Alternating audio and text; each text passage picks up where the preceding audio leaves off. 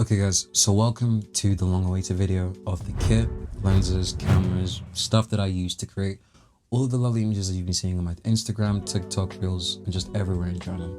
I know a lot of people believe that I use really high-end expensive cameras like the Sony a7S III and the Blackmagic Pocket Cinema camera, and that's honestly very flattering. But the camera that I use is actually the Sony ZV-E10. And I'll give you 3 reasons why this is probably the best camera for you to get. So the Sony ZV-E10 is a vlogging camera. What makes it really special and what makes it really easy for me to use is that it's very pocketable. This thing is something like 4 or 5 inches in length, barely anything in depth, and basically the same thing in breadth. But this camera is creator friendly. You can take it to restaurants, you can take it to galleries, you can take it out and shoot it on the street. It is absolutely friendly because of the size. So you can get really versatile workflows because I use this, and this is the second item on my kit list, the Feutech Scorp Mini. This is a gimbal. This thing is, I want to say about a palm and a half for me. And this on here, formidable combination. This thing has an exposable sensor. That's what the E stands for. If you can see there, just take the lid off.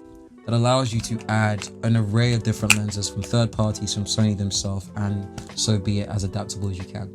The lens of my choice that you've seen that I've used 99% of the time on my channel is the Helios 40-42. Take your camera, you take your lens, and hopefully this works out, but all you have to do is screw it into place, and there you go. This is 90% of the combination that I've used most of the time. And this is all that I really use. And then of course, the other 10%, I have it on the gimbal. So the lens, this lens cost about, I want to say 20 or 30 pounds, which is something like 40 bucks. The camera body itself is around, I want to say 500, 600, but I know that you can get this on the used market for something like 400, and I've even seen some instances 300 as well. You take this in, which is around 200 pounds, 750 to about 950 on a highball. That is a setup that you get, but this is it. This is all that I use. That's it. It's a very minimal setup. I don't use expensive gear because I can't afford it, but that is the Sony ZV-E10 for you. Hopefully you understand now how simple it is to shoot stuff.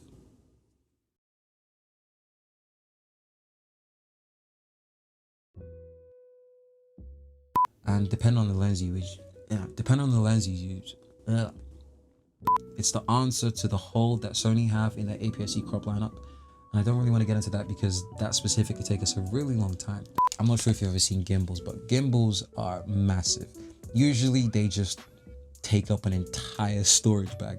I know a lot of people believe that I use really high-end expensive cameras like the Sony a7S III and the Blackmagic Pocket Cinema camera, and that's honorary.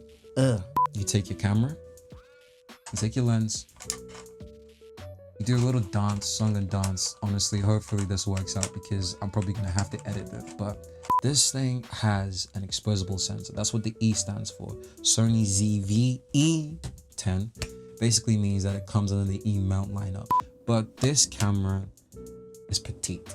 You take your camera, you take your lens.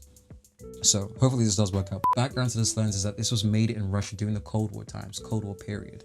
I think the first version, which I actually do have here, was made in around 1948, the 1940s, and they kept making them up until around the 1980s. And not a lot of people actually know this, but this is actually a 6K camera. This is a 6K sensor camera, which means, well, it doesn't mean that you can output in 6K. You can't record or take anything in 6K. The sensor itself, the exposable sensor, inputs all the data in 6K and bins it down to a very high-res version of 4K, which means that when you're editing, it's an amazing, beautiful experience because this thing looks genuinely insane out of camera.